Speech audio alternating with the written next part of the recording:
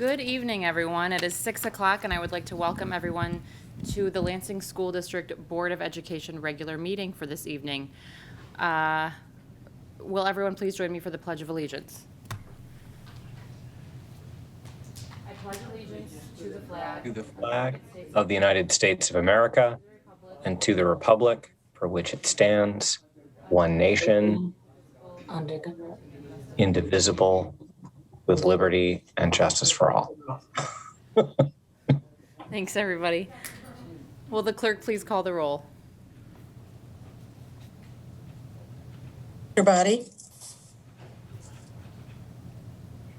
Dr. Burrows, Here. Ms. Hodgen, Present. Mrs. Lawrence, Present. Mrs. Lilgy, Here. Mr. Lopez,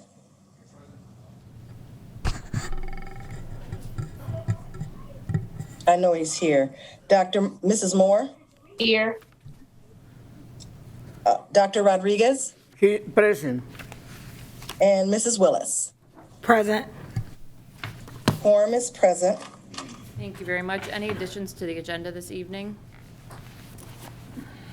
Seeing none, I'm going to make a few housekeeping announcements first. People who are tuning in will notice that we have 6 members of the board who are present tonight in person. We have 3 members who are participating virtually.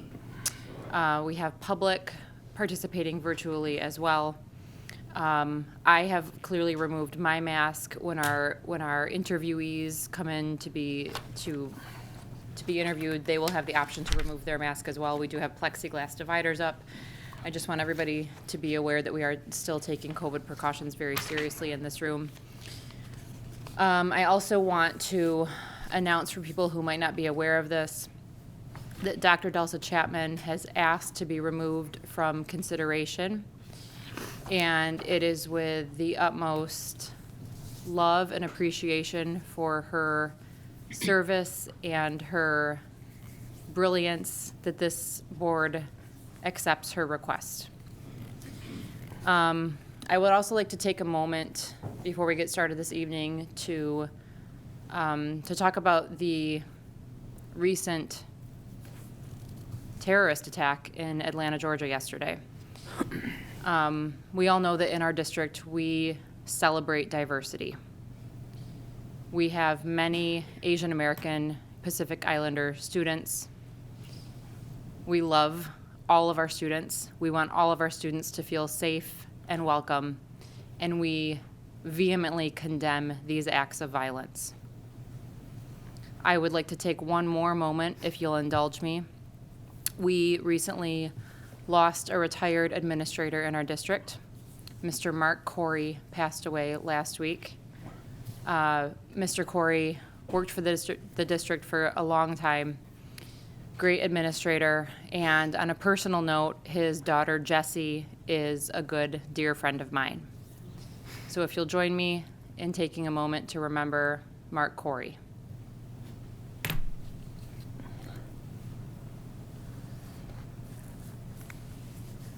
Thank you very much.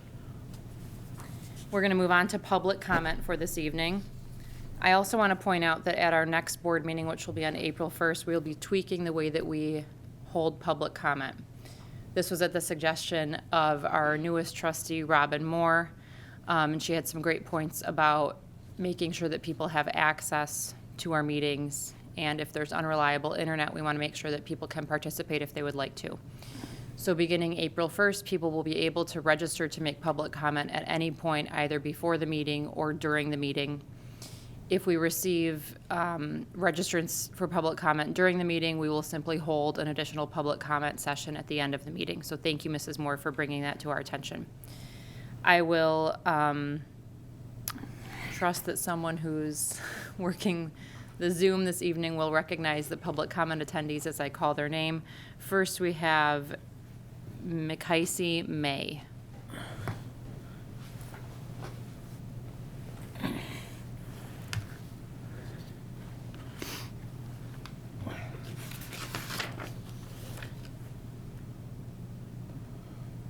Is Mckaisi May with us tonight?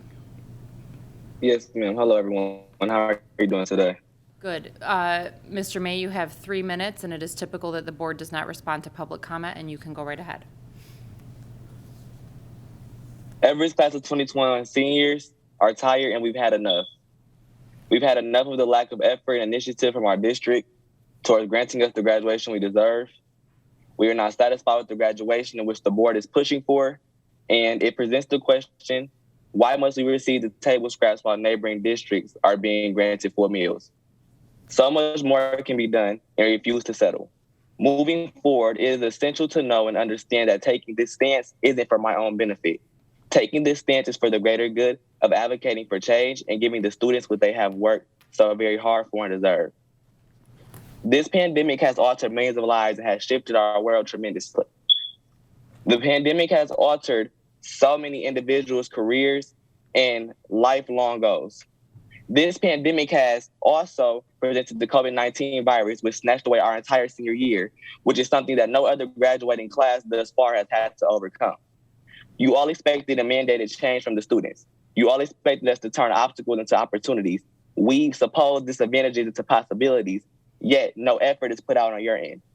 It's dismissive to not acknowledge the fact that change will not come if we wait for some others or some other time. We are the ones we're waiting for. We are the change. When will you realize that we must stop and just look forward at the greater good of what this will do for us? We must understand and step outside of our comfort zones in order to achieve real growth and prosperity. We must act now. The world is adjusting every day. When will you? And that's all from me. Thank you, Mr. May. Our next public comment will be from Ridwan Sheikh Omar.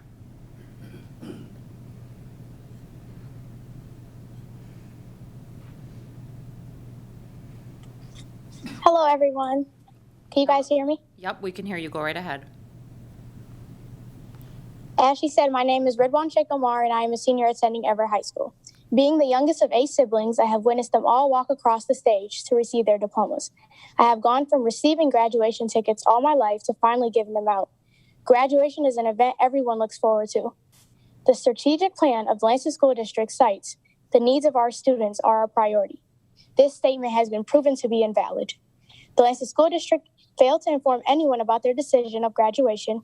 Speaking for my classmates, it goes to show that the Lansing School District only wants our input when beneficial to them. It was devastating to hear that we won't be able to have the graduation we deserve. As much as the Lansing School District wants to understand, they just never will. You won't understand how it feels to have no support. Although our teachers want to understand and stand with us, they never will. They are too worried about what they can and can't do and say because of their place of employment. And that simply goes to show where we stand. If we can adjust to the new normal, so can you. Let's allow the class of 2021 to have their graduation on the football field. Let's stand by our students. Let's show that the Lansing School District can own up to their statements. Let's be the change that the students very much deserve. We are the future. We simply hope you are a part of it. The world is adjusting every day. When will you? And that's all from me. Thank you. Our next public comment is from Melissa Quesada. Hello, can you hear me? Yes, we can. Go ahead. Okay. Hi, my name is Melissa Quesada. I'm the proud parent of Anna Charles. Sorry, this is very emotional for me. I'm a graduate of Lansing School District, and I've had the honor to witness my 2 older children experience all the joy of a traditional senior year, which ended with them walking across the stage and receiving their diploma. I come to you this evening to advocate for the class of 2021 to receive a well-deserved graduation ceremony. The class of 2021 has faced obstacles unlike any graduating class before them. The lifelong memories made as a senior has been taken from them by an unseen enemy, that enemy being COVID. I'm in support of the schools teaching virtually to keep our teachers, staff, and students safe. This virtual world has presented great challenges for all. Despite these hurdles, our teachers, staff, and students rose to the challenge and faced it head on. During this virtual world, my Anna began her year ranked number 9. She did not allow the adversities COVID presented to diminish her goal to be in the top 10 and to be seated on the graduation stage. She is now 5 of 251 graduating students. During the school year, not only did she work diligently in her classes, she applied for 13 universities, receiving admission acceptance from all of them. These universities include those in our backyard, such as MSU and U of M Ann Arbor. To those not so close, like the University of Illinois Chicago, Arizona State, the University of Hawaii Manoa. I would like to speak specifically to the reference of U of M Ann Arbor. Not only did she receive admission into this school, but she received acceptance into the direct nursing school. This school only has a 22.9 acceptance rate. U of M also offered her almost a full academic ride. Although she has not made her decision, this speaks volumes on the effort that she has given. I have witnessed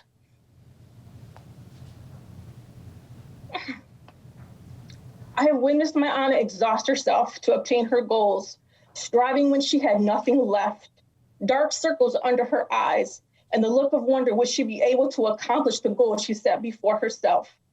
I've had more than one teacher concerned that my Anna would burn herself out because her drive is just that strong.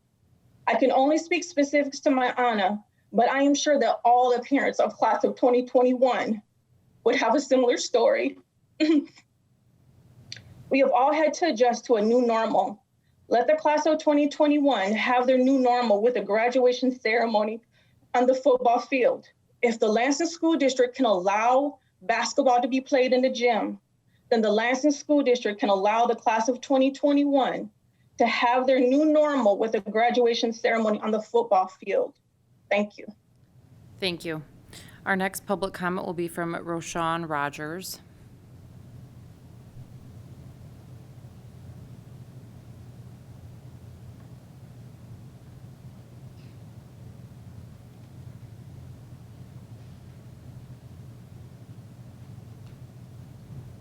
Hi, can you hear me? We can hear you. Go ahead. Okay, how are you? I hope you guys are doing well.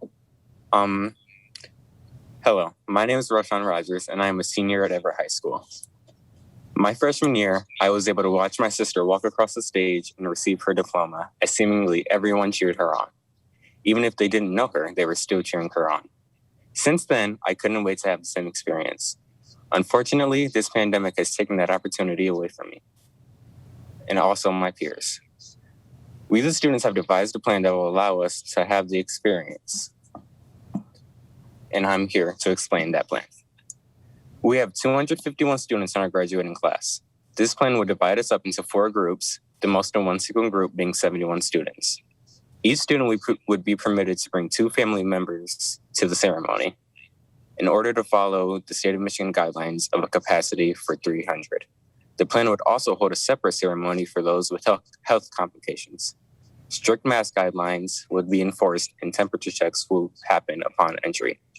If allowed, we would further our plan by gathering blueprints for seating and spacing required to uphold social distancing guidelines. On a personal note, since my freshman year, I have grown so much in terms of my grades and just personally. So having a graduation the way I planned it to be would be amazing. The word is adjusting every day. When will you guys? That is it for me. Thank you. Our next public comment is from Versi Williams. You did so good.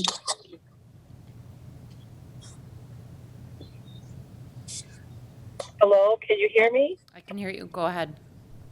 Thank you so much. I'm Roshawn Williams, and I am a grandmother. I've raised my grandchildren after their mom's death. All 3 of my grandchildren is graduated, walking across the stage, as did I. And I am so proud of these children, these students, I should say, these young men and women who have come up with a plan for graduation.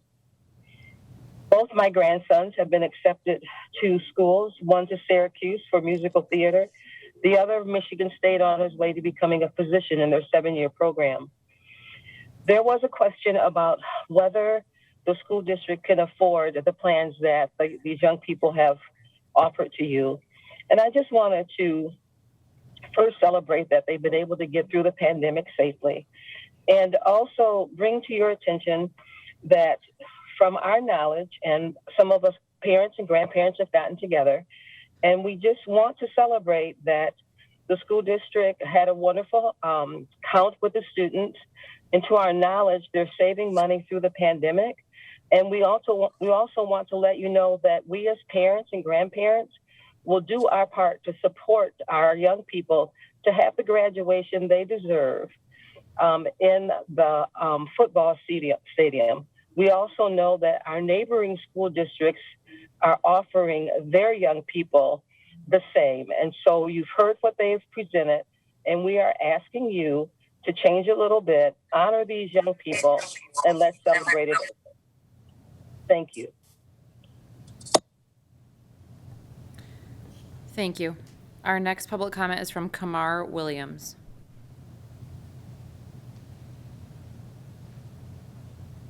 Hello, can everyone hear me? Yes, we can hear you. Go ahead.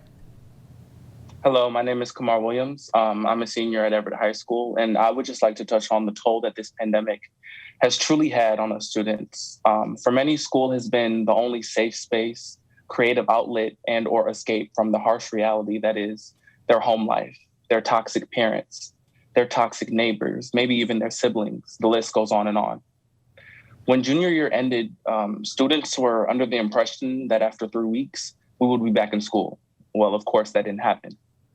Juniors were left with 3/4 worth of school year, and we were forced to enter one of the busiest time periods of our lives, with applying for schools and applying for scholarships, with no knowledge of what was to come on top of a new virtual learning system. It seems as though the bare minimum is being done to accommodate to everything that has happened. No form of homecoming, no form of pep rally. Students can't go to games, even if taking the proper safety precautions. Any event of celebratory nature has been put together by us students, especially our president and vice president, Mykes May and Roshawn Omar. So as many of my peers have stated, the world is adjusting every day. When will you? Thank you. Thank you. Our next public comment is from Ajali Likes.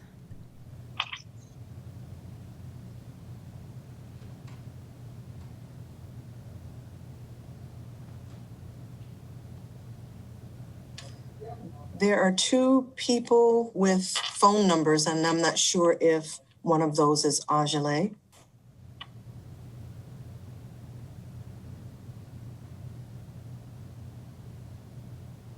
Is there a phone number ending in 7836?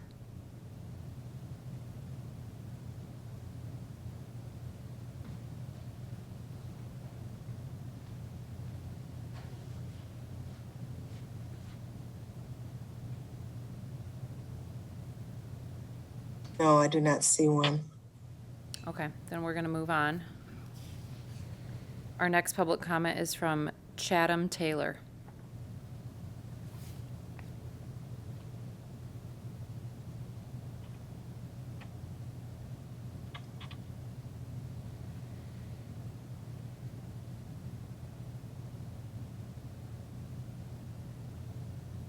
Hello? Yep, we can hear you. Go ahead. Okay, so we're gonna let Ajale go first since she was before me. That's my daughter. Period. Okay, hi, I'm sorry about that. We were trying to get the audio together. That's okay, go ahead. I'm Ajale Likes. I'm also a senior at Everett High School. And I just want to speak from a personal standpoint on my experiences. So going into Everett, I've always tried my hardest. I've went my hardest on every assignment, every test. Due to my dedication and drive to my schoolwork, I've been given the perfectionist title. I don't know if I should take that as a good or a bad thing, but I'm going to take it as a good thing. Through the entirety of my high school career, I've managed to maintain a 3.98 or higher GPA, stay on the honor roll, and be ranked top 10 in my class of almost 300 students. With that being said, I've always gone above and beyond to ensure I gave myself the best opportunity to reach success. The blood, sweat, and tears I put into my education goes beyond measure. Leading up to my graduation, I expected to be properly recognized and supported by administration for the hard work I'd put forth continuously over the past 4 years, as I'm sure other students feel the same. I truly believe the class of 2021 has withheld the unforeseen circumstances of this pandemic, as Kumar and everyone else has previously stated, the best way possible. I personally have given my best and carried through my position as a successful student from the previous 3 years. I am disappointed with the lack of thought, support, and effort being shown by LSD and the Everett administration. I haven't given mediocre effort throughout my 4 years of high school, so I think we deserve more than mediocre effort for one day of honor and recognition through a meaningful graduation ceremony. Thank you.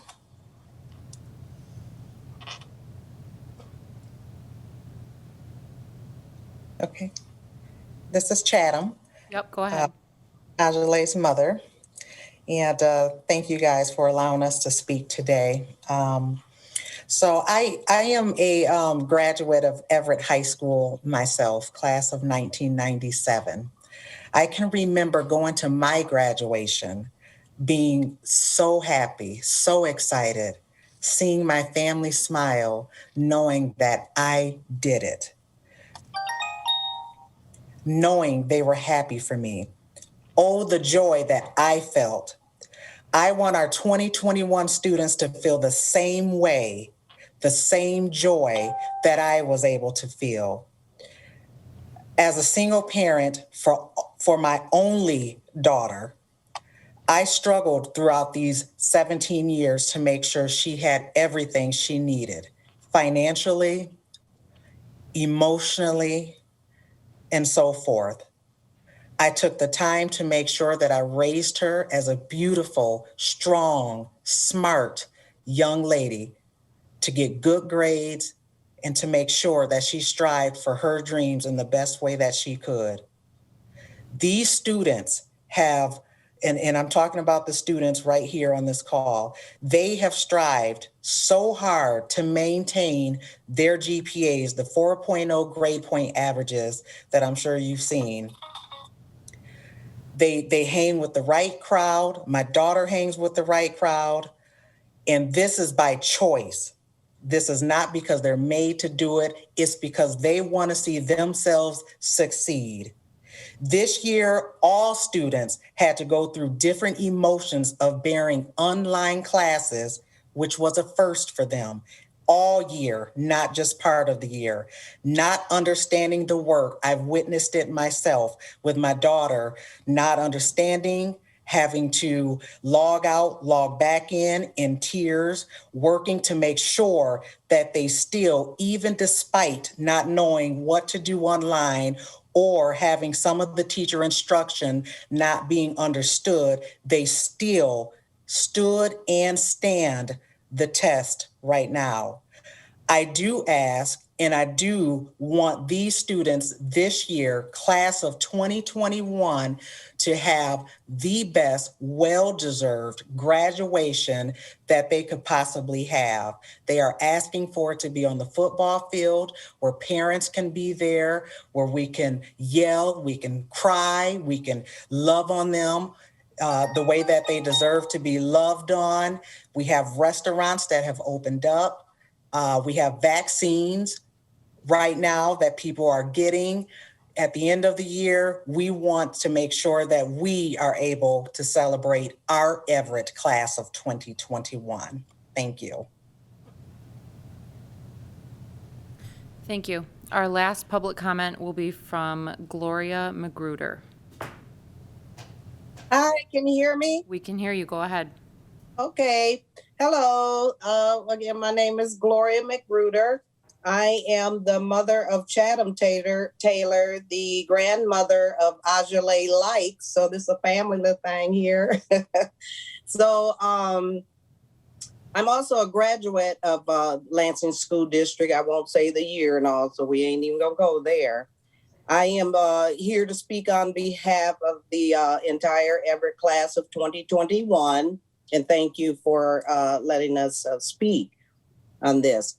So what I'm going to do is ask that to the board, ask that you take just a few seconds, just a mere few seconds, to think back and imagine yourself back in your high school senior days, and imagine something so devastating, so unfortunate, and surely of no fault of your own. Just imagine that could have happened back then, that your entire senior year was turned upside down, that you were not able to go to school, inside school, like normal, to be with your peers, which helps flourish in your studies, it does, or that all sports were canceled and no senior events to enjoy getting to this milestone.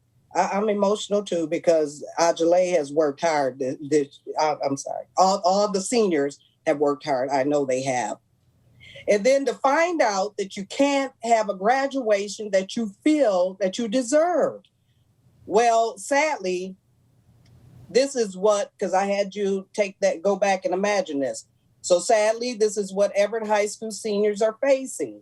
Something so devastating, unforeseen, and unfortunate has happened, the pandemic. So ask yourselves what you would do if you were trying to plan a safe but well-deserved graduation in this time. And no one in the school district will listen to you, give you a chance to propose a solution. That's, again, thank you for this format. This is all the 2021 class president, Mike Keys, and Vice President Ridwan is asking, because they advocate for the entire 2021 class. So they're just asking for you to listen to what they want as it's hard. I know it is. I hear everybody speak. Help them make their senior graduation a memorable one, just as you remember yours was. We know things are different. Times are not normal. But if you listen to the seniors, specifically the class president, vice president, Mike Keese and Ridwan, just trust. They have great ideas. Thank you, Mrs. Mcgruder. A great proposal. Thank you, Ms. Mcgruder. Mm-hmm. But please listen to them, okay? Thank you. Mm-hmm. Thank you to everyone who participated in public comment this evening. We appreciate you taking the time to share your thoughts with us. We will move on to our first interview for this evening.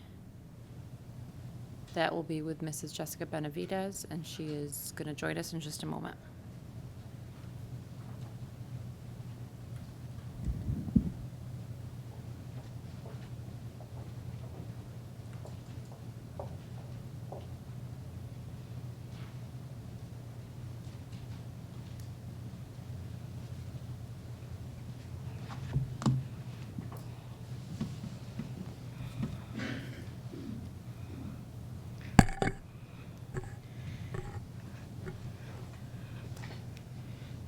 Good evening, Mrs. Benavides. Good evening.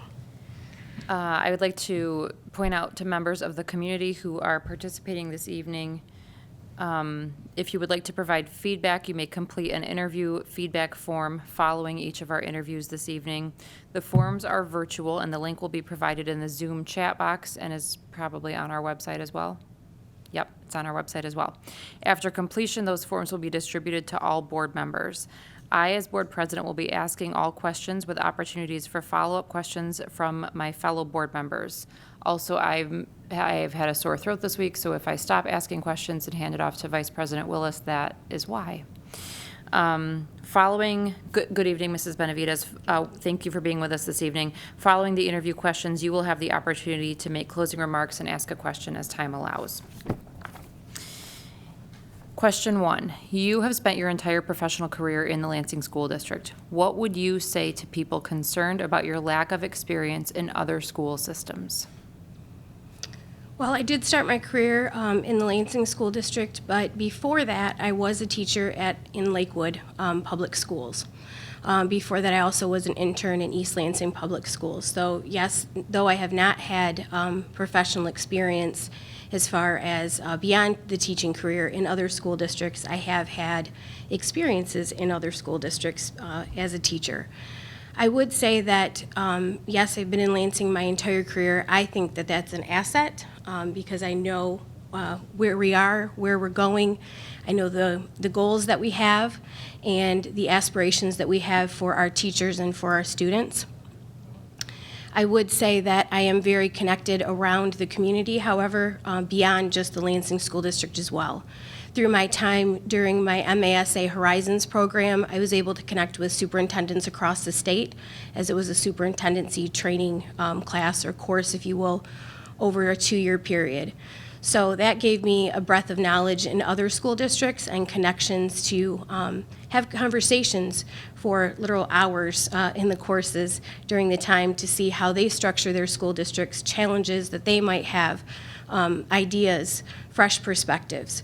So that would be how I would respond to people if they were wondering about my lack of experience in other school districts. Would be, I may not have taught there, but I'm well connected with those that are.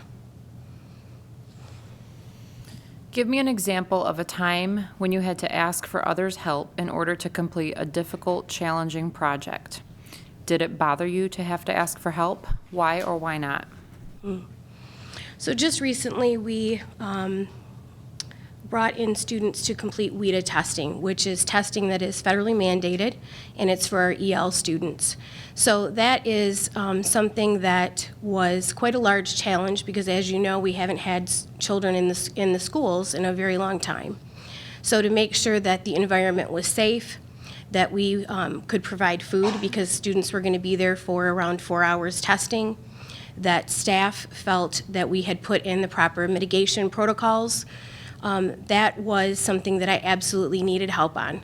So I started with speaking with our executive director for community outreach, Sergio Keck, because he is very well connected in the community with our English language families, and our bilingual assistants, because we knew we were going to have to make phone calls so that families felt comfortable having their students come in. I also had to connect with Dean Transportation, our COVID coordinators, our teachers union, our union for our administrators.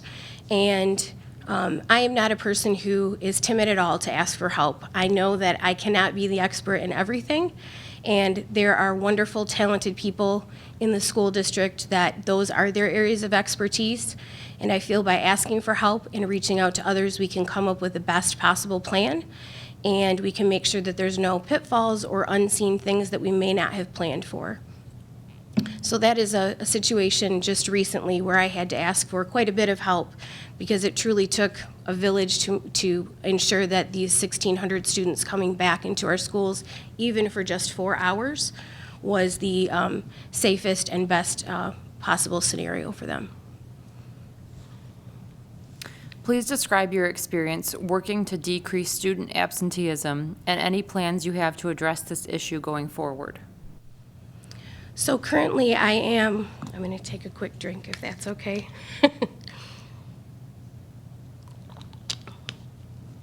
Currently, I am the co-chair for the Lansing School District's Attendance Initiative. And so this was a passion of mine when I first started here as an executive director. But being new to that, I knew, again, I was going to need some help. It was going to take a coalition to make sure that we could get this thing going because it was going to be a community effort.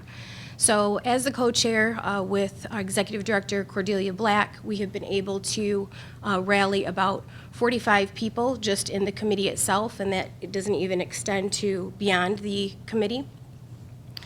And we have been tackling that by looking at things from attendance works, strategies that we know have worked in other states across the school district. Of course, one of the departments that I oversee is data. And so we were really steeped in the data to see where our issues were. Are we creating reports that are very helpful for schools to be able to monitor chronic absenteeism? We want to break down the barriers and make sure that the data is accessible for all so that we can put interventions and things in place. Just last week, Executive Director Black was able to have a meeting with Hedy Chang, which is one of the foremost experts in chronic absenteeism. She was actually very pleased with where the Lansing School District was in beginning to this planning process, and hopefully we'll be in an implementation phase for next year. She said we're very much ahead of many of the school districts that she's working with. One of the things that we are going to be working on, and a suggestion that she made, was during summer school, how can we bring summer school to our students instead of bringing our students to summer school? And so one of the things that we're working on currently, in fact, we just discussed it this morning in executive team, was how can we use our large housing projects in the Lansing School District area and bring summer school to those sites so that there is no barrier for transportation. It's literally right in the student's backyard. And so these are ways that we are working to achieve this. We also have a community and communications team. And so we are working on getting the word out to all of our community members so that when you walk into Old Town and you walk into a shop, you're going to see a little sticker in the corner of the window that says, "Minutes matter, make them count." So that when we see students in the community, we can make sure that we are addressing how important it is to be in school each and every day, and that every minute really does matter.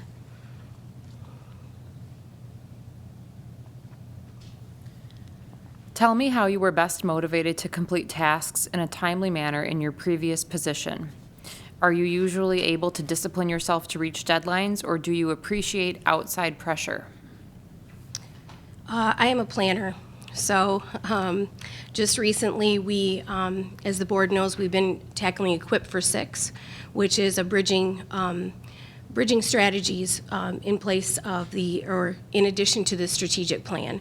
So knowing that we had 6 to 9 months before the next school year, we wanted to make sure that we had some projects and tasks in place to make sure that we were ready to implement things for our SOAR program, what the new normal might look like in the fall. And one of the things that I developed was a project management system for the executive team. So it's a pretty simple form. It starts with the Nostr model of change. So we have to make sure that there's a vision and supports and all of the things in place to enact change. But it also needed a system so that we could involve other stakeholders and leaders across the district to make sure that our initiatives could happen. So that project development software or program, it's an Excel sheet, so it's very accessible to just about anyone. You literally just type in your things that need to get done, and it graphs it out in a Gantt chart so you know if you're on time, what's happening. It leaves a place for notes and follow-up. And because we're sharing that across a platform where we can edit the document literally across town, wherever you might be, we can all be on the document at one time. We can be checking in to see the progress on our projects and how are we on time. Are there any roadblocks that we need to get ahead of or to tackle? Do we need to alter the timeline a little bit to make sure that we're making sure the most quality work is happening? So that is a project management system that we're now using throughout all of our cabinet members. We're using it for Rise Squared, our attendance initiative, and many other projects. So we wanted to have, my vision was to have one project management tool that we became very comfortable with, and due to the platform that we're using it in, as executive directors, we can check in, our directors can check in and see moment by moment the progress on their projects. So that's something that I'm used to using even as a principal. I was very diligent about programming things and getting input from others and making sure that the process was transparent and that we all knew where we were at any given moment. So I'm really proud that we're able to roll that out, and that would be the way that I would tackle projects and make sure that they're done in a timely fashion. Tell us more about your experiences with budgeting and how you would plan on learning more about budgeting and school finance at the level of superintendent of the Lansing schools. So currently, one of the departments that I oversee are state and federal grants, and that manages about $80 million of the Lansing School District's finances. There are, of course, narratives and stipulations and protocols that come along with grants. And so we have to make sure that we're very diligent that when we go for grants or when we receive grants, that they're in alignment with the strategic plan and the goals that the Lansing School District has. Due to the fact that we've been receiving CARES monies or the COVID Relief Act monies, I've been able to really work hand in hand with our CFO, John Lang, and have become much more comfortable with the general fund side of things. We have been working together to make sure that when we're making decisions with our COVID grants, that we are making sure that we're utilizing those grants in a way that will also help us to reserve our fund balance, which, as we know, is exceptionally important. As a member of executive team, we do review all of the budget amendments, the 3 amendments that happened during the year in December and April and June, and then the finalization of a budget in late May to make sure that we're ready to tackle the next school year. So I'm a very curious person. I like to ask questions. John actually teases me often because I'll call him and say, do you have a minute? And he'll say to me, is this a Jessica minute? Because that's usually means more like a half hour or 45 minutes. And so I'm not shy to ask questions. John is an absolute expert in this department, as is Kim Adams, the director in his department as well over finance. And so for the areas that I do not know, I am dedicated to make sure that I steep myself in that information. I've also subscribed to listservs so that I can make sure that all of the financial support agencies that John has access to, that I'm also reading and being very knowledgeable about. Can you share a time when you had to make a difficult staff discipline decision and the process and review you did to be sure your decision was appropriate and was in the best interest of the district? So over the years, as a principal, actually as my first year of a principal, I had a staff member that I had to put on an improvement plan. And during that process, that was quite a learning curve for me as a first-year principal. Of course, those are not things that you want to have to do, but when we are looking at the best interest of students, really we want to make sure that that we are diligent about the process of putting the best educators in front of our students on a daily basis. Through the improvement process, we of course want to give our staff members the absolute utmost amount of support and opportunities to grow. If that does not happen, then we obviously have to follow protocols and procedures and making sure that we are doing what's in the best interest of our students, which can be a very difficult process. You know, as educators, we have very deep feelings and we care very deeply about people. That's the reason that we got into these positions and jobs. And but in my first year of teaching, I did have to follow up with the teacher and put the teacher on an improvement plan, which then did end up leading to termination. That was not a proud moment in my principalship, just because it was proud in the fact that I felt that I was doing the right thing for students, but it's very difficult to see that the things that we could put in place were not, that they weren't making the gains that needed to happen. So again, I feel that the Lansing School District does an exceptional job with their evaluation process. That's an area that I've been very much a part of. I developed a year-long series for Marzano's rollout for the evaluation process for teachers and for administrators when I was in the Aspiring Leader program. And I think it's really important to know for teachers that we're here to help them grow. But there are the off chances or the off situations where there might be somebody who this is not the meant profession for them and they're meant for something else. And so it's also our responsibility as leaders to make sure we have the right fit for our students. Tell us about your experiences in dealing with a school crisis. How did you communicate with your parents, community members, and the press?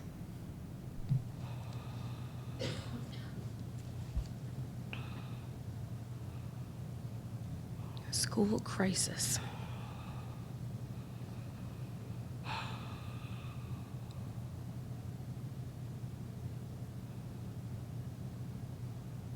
In my time as a principal at Elmhurst and at Sheridan Road, I can't say that we experienced a situation that would have involved the press to that level.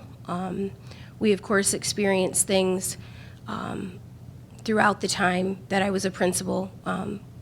We've had students that have passed away, and those are really tragic scenarios that you have to work through. And that's a time that you have to wrap around staff, you have to wrap around families. We have excellent support systems to connect with families in those situations. I feel really lucky in the fact that as a principal, I have not had to face an extraordinary crisis. But when we have lost members, that is the worst crisis, honestly. It might not be something that ends up in the news. We certainly would hope it wouldn't for the privacy of families. But there are untimely things that can happen, and I think it's just really important to be human in those moments. You have to show yourself vulnerable, you have to wrap around, you have to be completely transparent and honest, and you need to put in place the best supports for the people that are a part of that crisis as possible.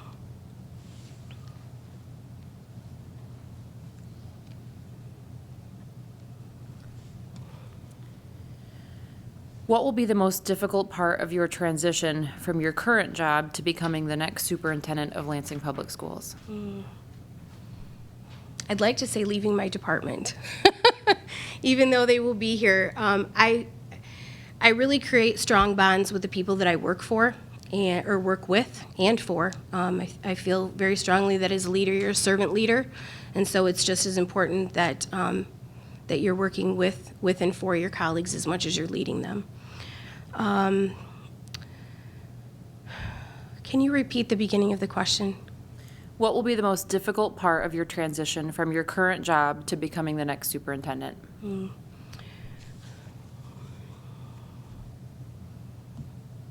I tend to look at things very positively, so to say difficult, I struggle with that word a little bit, just to be honest.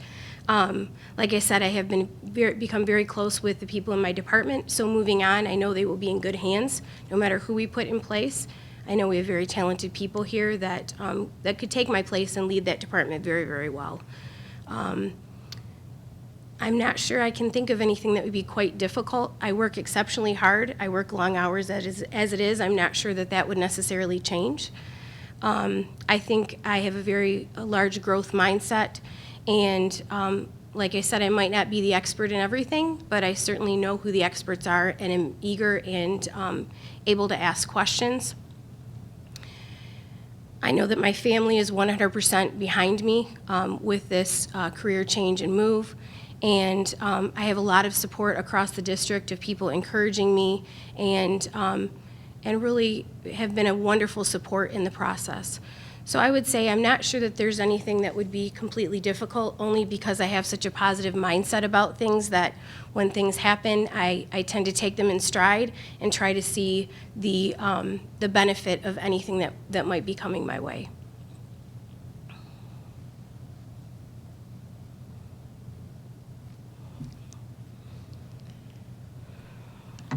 Please tell us more about your philosophy toward the recruitment, hiring, development, retention, and support of staff. I was able to go to an international conference around recruiting and retaining staff. We know that we have wonderful teachers in our school district, wonderful principals in our school district, carpenters, bus drivers, whatever capacity it is. We know that when people stay, they build long-lasting relationships, which we know is the foundation for just about everything that we do. I think that leadership is incredibly important, putting the right leaders in the right spots. That is one of the most impactful reasons that people leave. Businesses and organizations is not satisfied with leadership. So I think we have to invest in leaders. We have to make sure that they are properly trained, that they know what it is to build relationships with their staff. I also think it's really important that no matter which job or position within the school district, that there's opportunities for growth. People want to grow. And when we can offer opportunities for growth and furthering in their careers, much like myself. I was a teacher, people believed in me. I became an interim principal, and that was an exciting thing. I wanted to be a principal at some point, but that came a little bit earlier in my career than I thought, and it was nice to know that someone believed in me to put me in that position to be able to grow myself as a leader.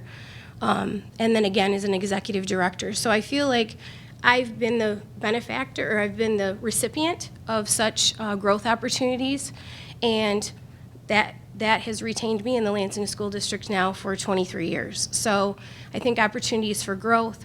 I also think that you have to have opportunities for support. So we all have times where our jobs might change. Something might become more difficult. We might be moved from, as a teacher, you might be moved from one grade level to another, and you might not be as comfortable teaching that grade level because you haven't had experience. So it's important that we give an opportunity for our teachers and staff alike, no matter what facet of the school district you're a part of, that there's opportunities for you to be supported. There's opportunities for mentorship. That's incredibly important, to have someone that you know that you can count on, that you can call on and ask for any types of support, ideas, thought partner. I think all of those things help with the retaining of staff. I think as far as recruiting staff, my vision for the Lansing School District is this would become a district, a destination district, so that when students graduate from colleges, they say, I want to work for the Lansing School District. That's where I want to be. That is the place to be. And I think we have the foundation built for that to become the case. We are a culturally wealthy school district, meaning that we are a district in this area that have people of all cultural backgrounds. We have children from across the world. And this is a place, I can't imagine any place that anyone else would want to be, and I think it's our responsibility to spread that word to other people and help people understand that this is a place where you want to be. This is a spot and a destination for you, and we will grow you. As an employee, just like we say, dream big, we'll get you there. I think we need to do that for our employees as well. What do your harshest critics say about you? And by this, we don't mean you work too hard or you care too much. What is the biggest downside to your leadership style? My harshest critics. I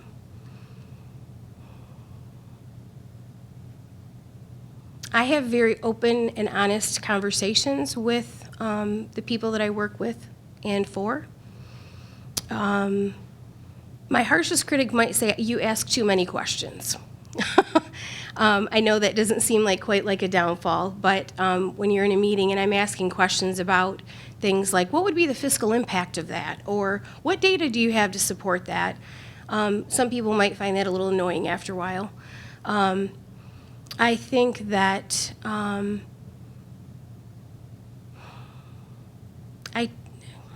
this is a tough one. I think I'm very open to criticism, so maybe that's why I can't come up with one thing that somebody would say, my harshest critic would say about me, because I really do, I know this sounds odd, but I do kind of thrive on criticism because it helps me grow. I'm constantly asking for pushback. If I have a meeting with my department and we're not sharing ideas, or we're not questioning each other, or they're not questioning me, or poking holes in something, an idea that I might have brought forward, then I do have a tendency to say, okay, I need to hear what you're thinking. I think the best ideas come out of a place where people can be really vulnerable with their ideas. That's where creativity and innovation comes from. That's where trust gets built. And if there are any harsh critics out there that have other things that I am open to hear your criticism, because I'd like to grow from that as well.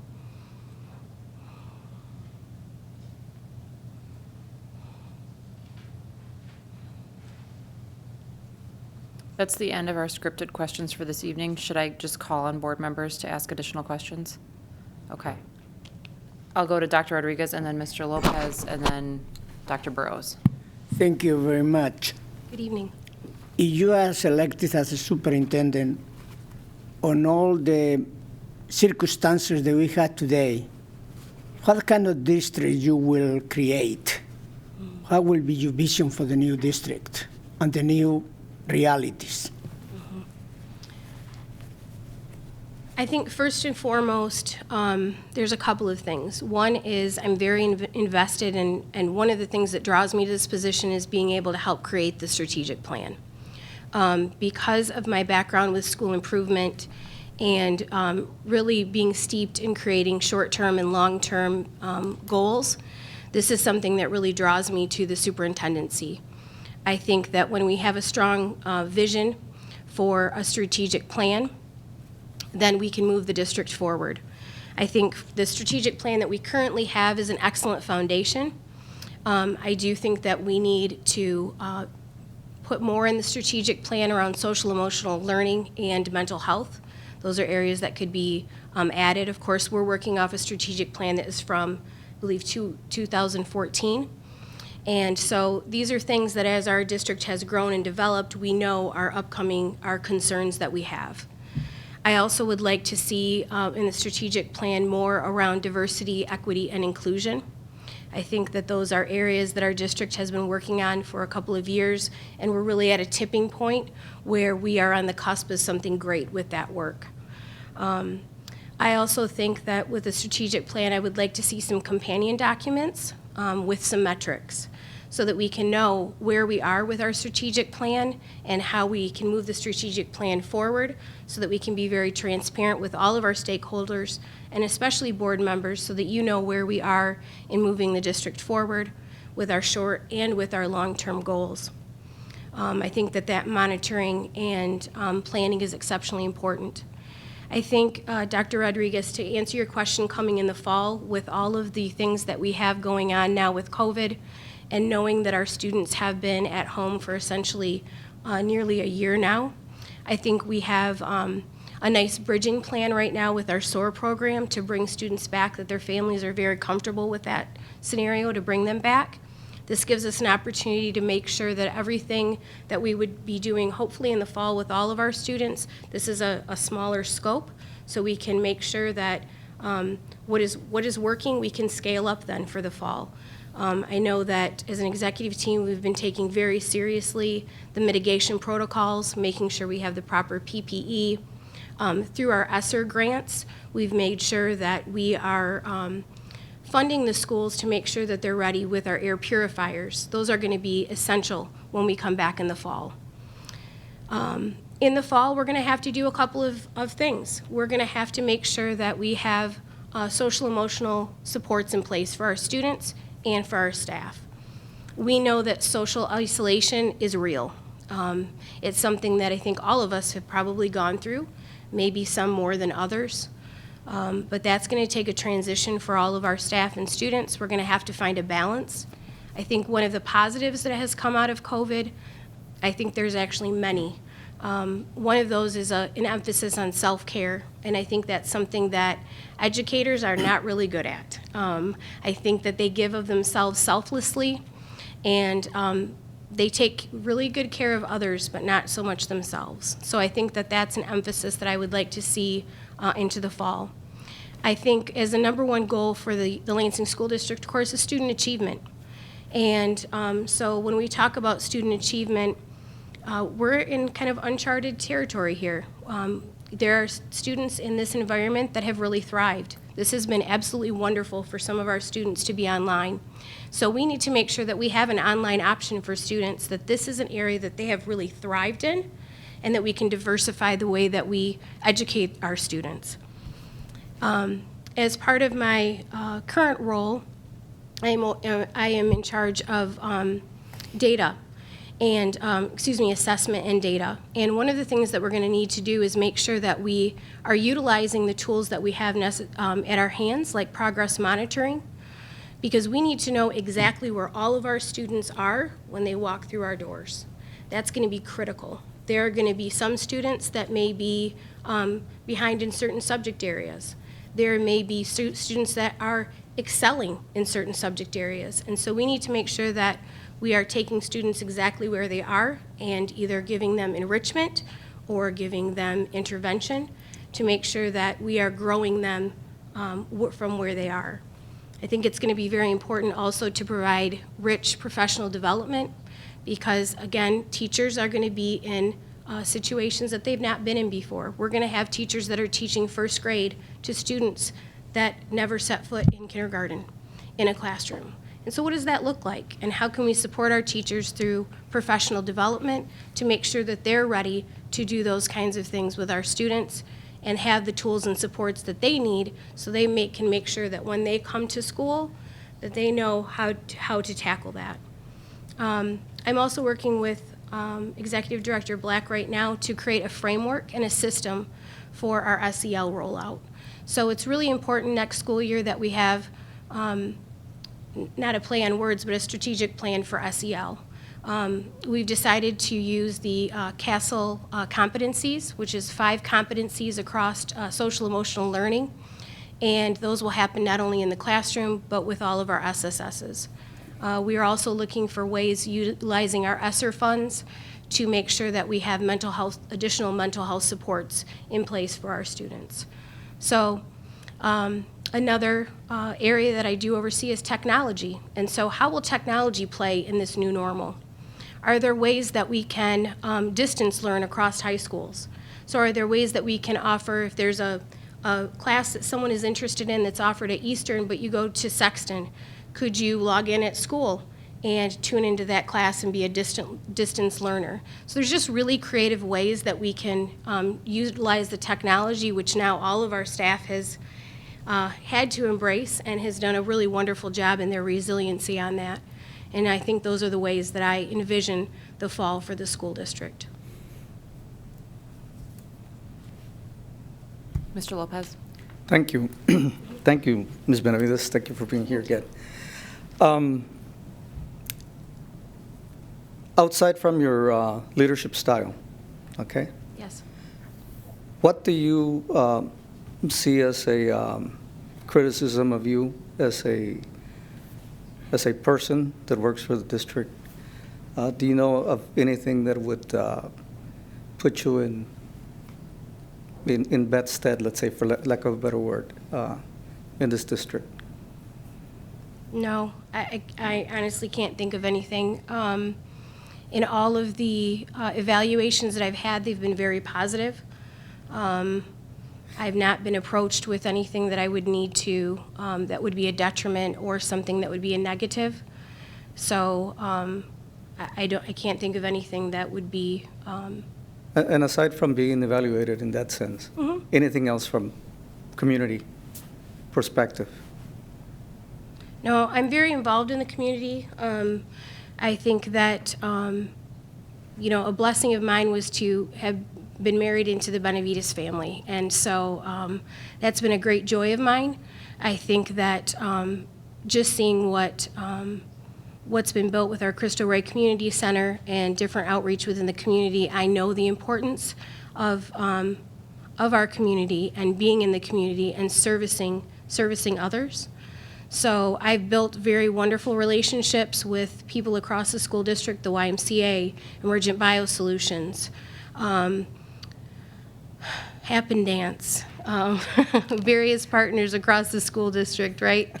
And I really pride myself on the fact that I've been able to build those partnerships and relationships. So I can't think of anything at this time that I could share. I'm sorry. It's okay. I'm just asking. I'm not fishing for anything. I'm just asking if you personally know of something that maybe you need to pay attention to and or address in any way, shape, or form. Because being in a position that you could be, everything is possible. That's right. And I think it's really important that as a superintendent and as a leader that you're very self-reflective. I think one of the things that I do is I overthink. So if that's a negative, that would be one.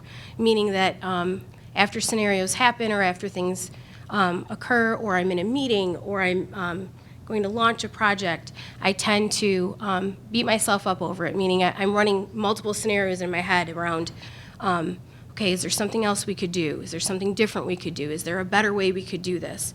Are there other people that we need to bring in? And so that could be, no one else probably knows that though, so they couldn't be, that couldn't be really a criticism because they're not in there, but that is something that I know to be true about myself. Okay, thank you. Thank you for the question. Dr. Burrows? Hi.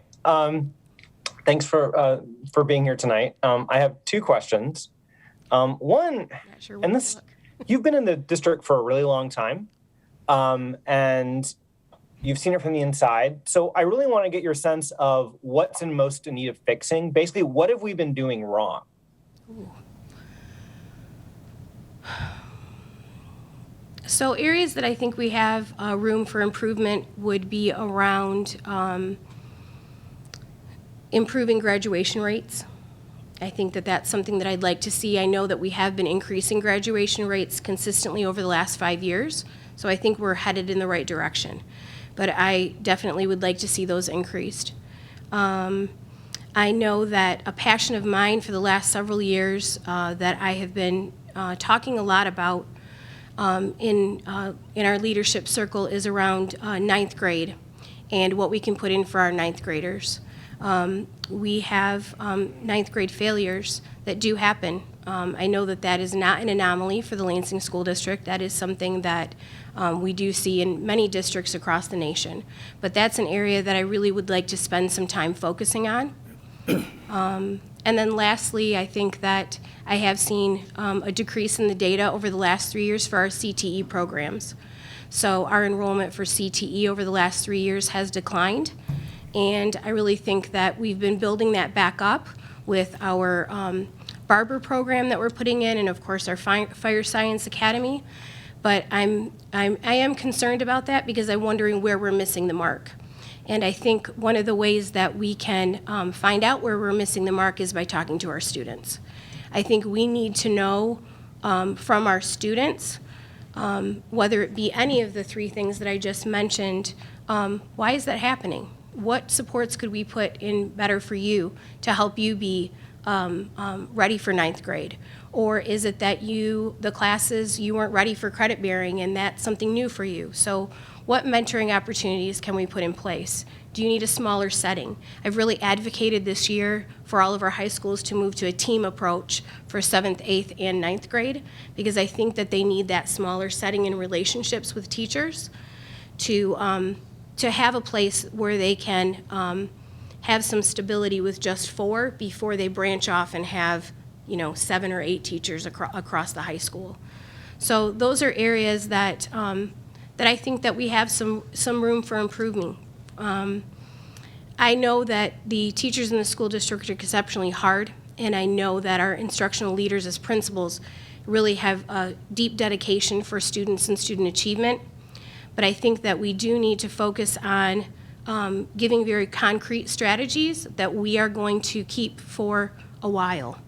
And I think that's really the importance of a strong strategic plan, is really knowing where our goals are 5 years from now and working diligently to achieve those goals, and making sure that our staff are aware. I do see this, I have seen this when I was a teacher, where we will change a strategy because we think it's going to make things better. And sometimes you have to invest. I mean, a lot of the research says 3 to 5 years before you see change. And so I really think that we need to be investing in these long-term goals and really staying the course for research-based strategies that we know are going to work.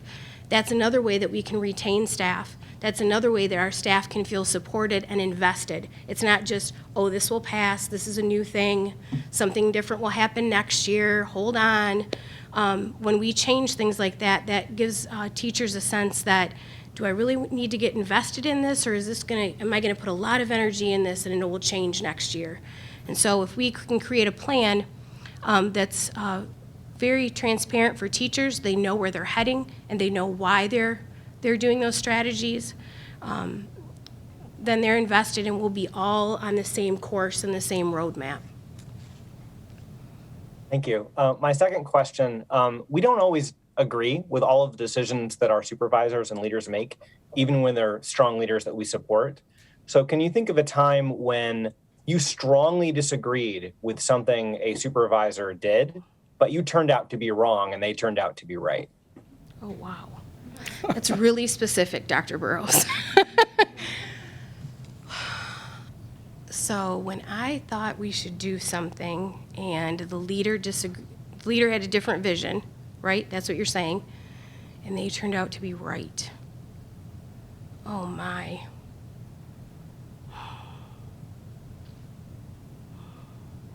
Nothing is coming to mind. I'm really sorry.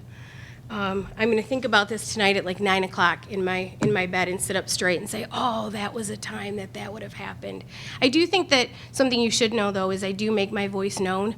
I think if I do feel really strongly about something, I will voice my concerns, and I want other people to do that around me. I think that, especially in the role as superintendent, you have to surround yourself with people that will challenge you. If you surround yourself with people that will say yes, yes, yes, or agree with you, then you've put together the absolute wrong team. We have to have people that will challenge us because sometimes we get so invested or passionate about something that we get blinders because we get so excited about something innovative and we might miss something. And though I can't think of a specific example, I certainly am okay with being wrong sometimes. I would rather have the best idea possible tackled. I would rather have someone challenge me and be right than take a course that's not going to be the best course for whatever project or initiative that we're taking on. Thank you. Mm-hmm. Mrs. Willis? Thank you. My question for you this evening is, what is your vision for and definition of success for the Lansing School District? So there's lots of versions of success. I think that there's a version of success that has to do with metrics. So, of course, I'd like to see our enrollment grow. I would like to see our student achievement scores increase. I'd like to see our graduation rates increase. I would like to see staff staying in the Lansing School District for a long amount of time and seeing them grow in their capability and their strengths. For some people that could mean leadership, and for others it might not. And I think that would be one layer of success, would be based around metrics. I would like to see increased satisfaction of our parents. I'd like to see our students excited to come to school, and so they're regularly attending and it's engaging for them to be there. So that's the metric side of success. I think another part of success for me is just being in a school and feeling the environment and knowing you're in a place where wonderful things are happening. So you see smiling faces, you see kids excited to get into the classroom, you see teachers excited to come to work and spend time with their students and feel that they have all of the professional development that they need to do the absolute best job that they can. I think success can also be measured in our community. So I've said this before, but I truly believe this. I believe that we are an integral part of the city of Lansing. And when the city of Lansing has great successes, so does the school district. And when our school district has great successes, so does the community around us. I would like to see increased mentorship for graduates of the Lansing School District. One of the ideas that I have might seem a little off the wall, but I think that that could really be changing for a lot of us is I'd like to launch a Faces of Lansing campaign. I think it's really important for our high school students especially, but any of our students in the Lansing School District to know that there are people in the Lansing area that have really wonderful careers that they have been able to accomplish because of their time in the Lansing School District. My vision for this type of campaign would be starting off Monday morning. If I'm a student at Everett, that I would see a 2 to 3 minute clip of a professional in the Lansing area someone that could be a plumber, a business owner, it could be a teacher, it could be a superintendent, it could be a lawyer, or assistant of our Parks and Rec.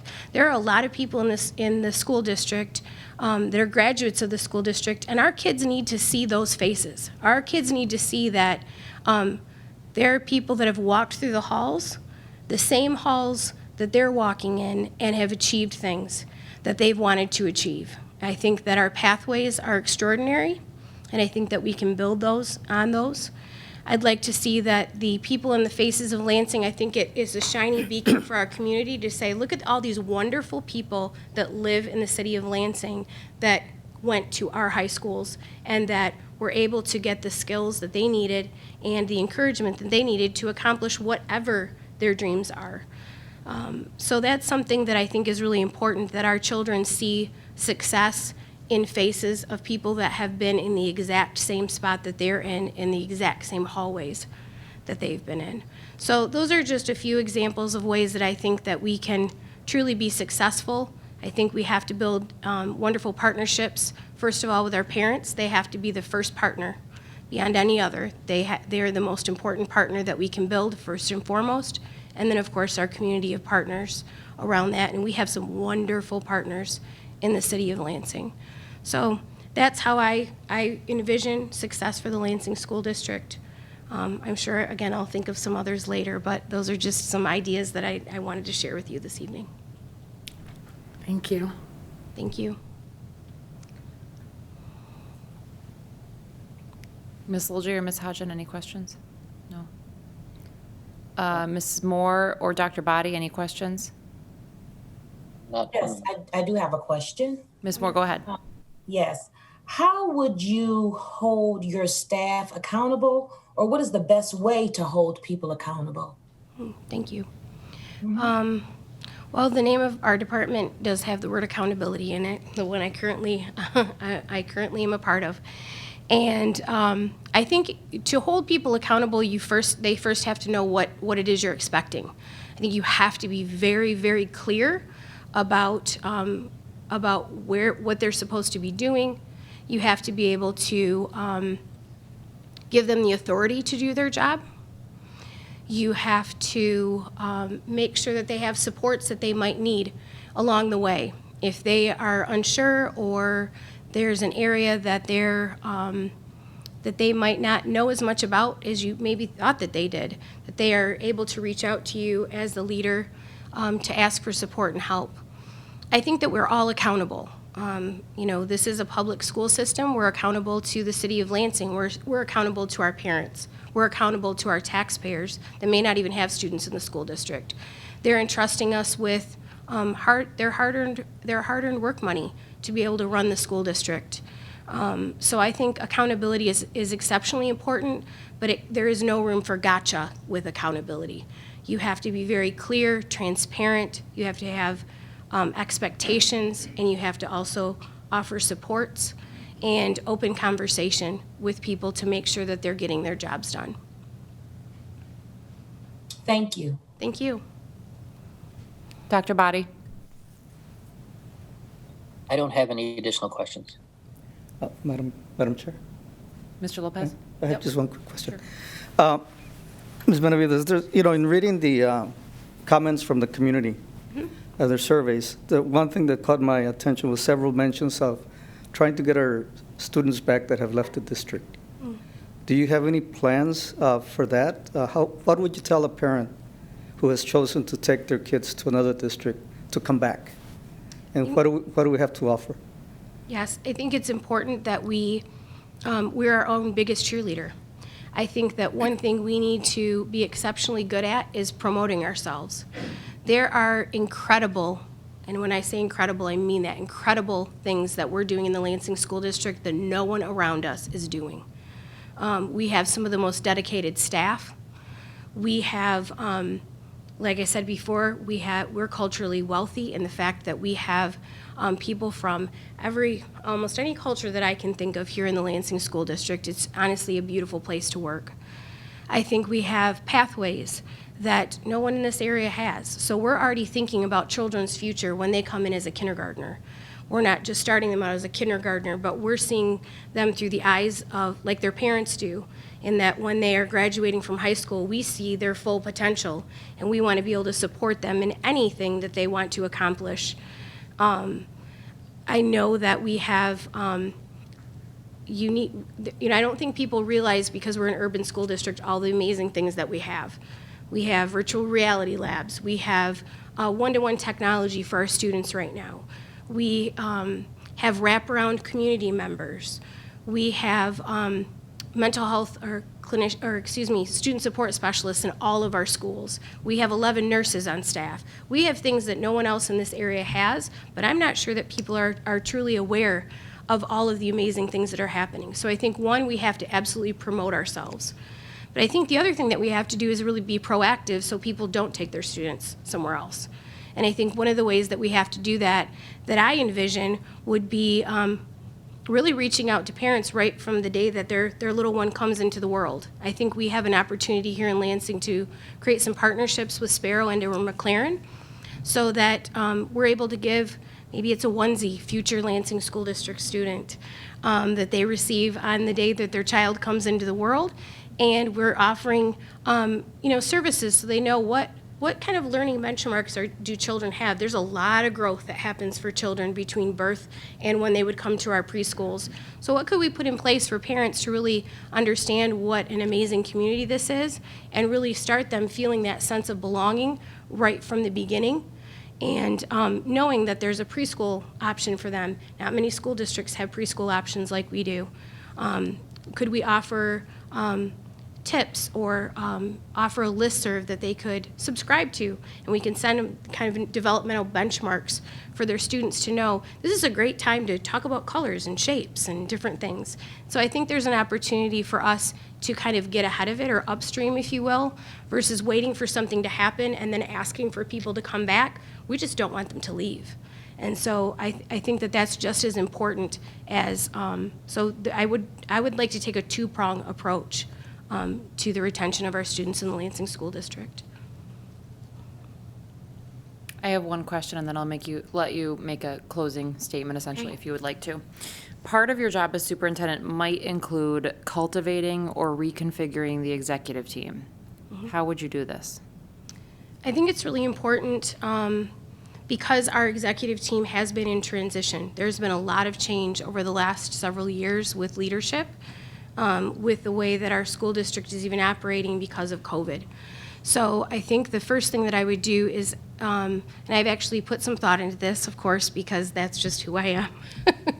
And I think the first thing that we need to look at is our organizational chart, and making sure that we have the proper structures and systems in place to make sure that we can maximize kind of our efficiency and our effectiveness to carry out tasks.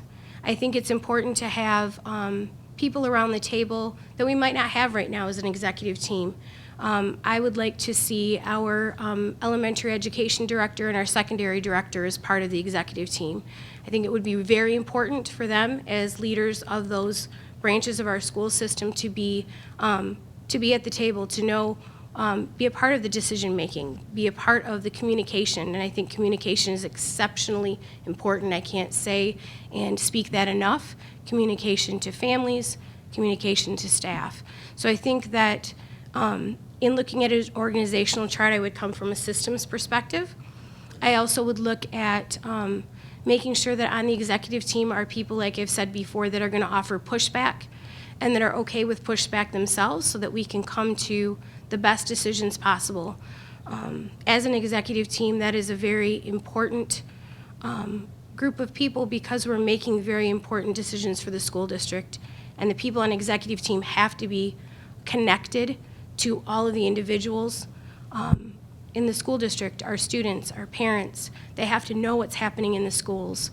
And I think that creating a body that meets all that criteria would be the best way to approach creating the best executive team that would be of service to our school district as possible. Ms. Hodgen. Thank you.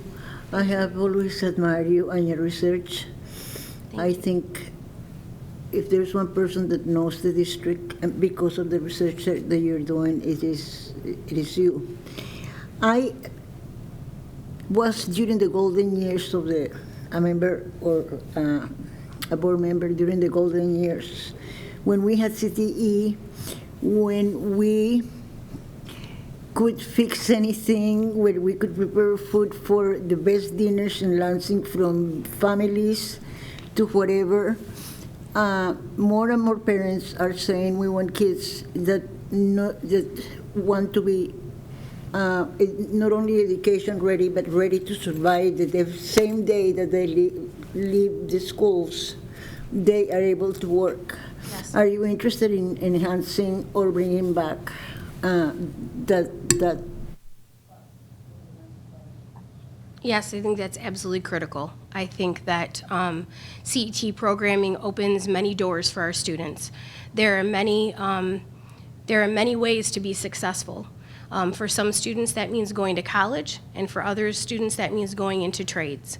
And I think as a school district, we have to have both of those doors wide open for our students. We can't say dream big will get you there if we only have one track or we have two tracks. We have to have, and that's why I think the pathways are just so amazing, because there are pathways within each pathway. There are opportunities to to go to higher education and to pursue college and universities. And there are opportunities that you can get hands-on skills and trades that you can leave that day and apply for jobs and be very highly successful. So I absolutely think that's an area that we need to focus on, and we need to listen to our students and families and what their interests are. Like I said before, somewhere we're missing the mark a little bit with CT, and I'm not quite sure where it is, and we won't know until we talk to the students and say, what is it that you want to do, and how can we provide programming to do that with? Thank you for that question, because I think that's an incredibly important part of our school district. Thank you, Ms. Benavides. If you'd like to take a couple of minutes and just make any finishing remarks, if you would like. Sure. So there's a question that didn't come up that I would like to just address, if I may. I think one of the areas that is exceptionally important is the work that our school district is doing around equity and cultural competency. That's not an area that I know that had come up in the first interview, so perhaps that's why the question didn't come up tonight. But I do want to give a little space or airtime for that this evening, if I may, because I'm really passionate about that, and I think in our school district this is a path that we are going on and committed to, and I'd like to see the furthering of that happening. I think it's going to be a very integral part of a strategic plan. I took a few notes, if that's okay, so if I look down, I really think it would be important to continue our equity in education series that we've done district-wide with our 7 professional development days. I'd like to see that continue, along with our conversations and our administrative meetings. I have seen firsthand the amount of growth that we have made in this school district. The first time that we had conversations around implicit bias in our administrative meetings, it was a very quiet meeting. And I think that's because when you first broach a subject like that, it can make people a little uncomfortable, and that's okay. I think that if you're not uncomfortable, you're probably not growing.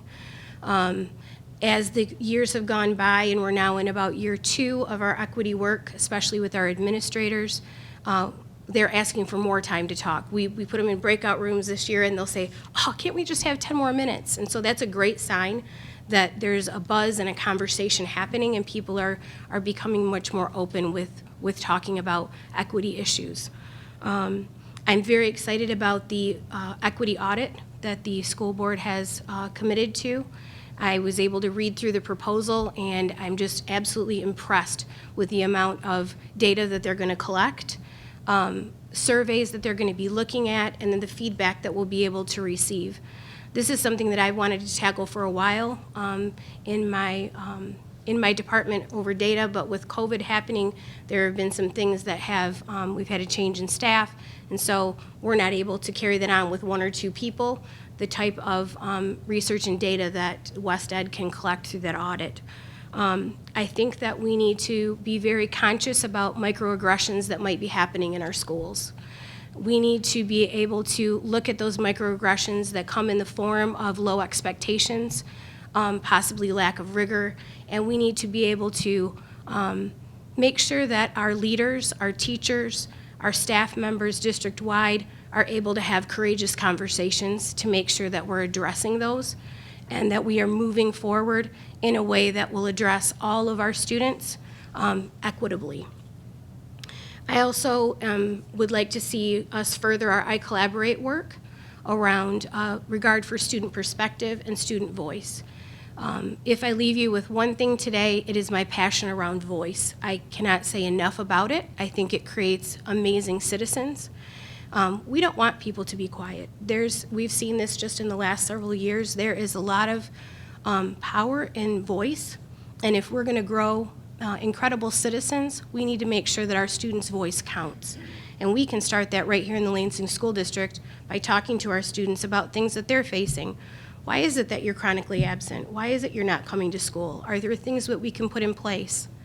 And then lastly, I think the district is on an amazing path. This happened, in reading through the strategic plan and being involved with that over many years that I've been here. One of the phrases that sticks out to me in our strategic plan that's currently in place is diversity is our strength.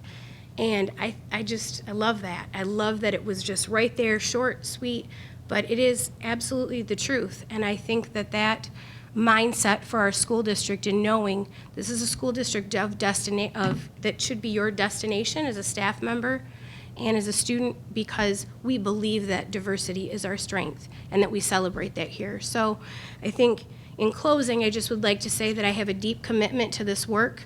I would like to create short and long-term plans based around equity so that we can make sure that we can really truly achieve student achievement, because there's a lot of things that have to be in place before we can get to the curriculum, and addressing equity, diversity, and inclusion is one of those things that I feel very strongly about. So in closing, I just want to thank you for having me here this evening. I have to say there's a little bit of hope that we're in person, that maybe we're getting back to a little bit more normalcy. I truly care about this school district, as you know, and I've heard many times tonight, yes, I've been here for lots of years, and I hope to be here for many more. I'm invested in the school district, and I want to see us achieve our goals. And if I were given the opportunity to be superintendent, I would like to be able to stay until we see those goals achieved.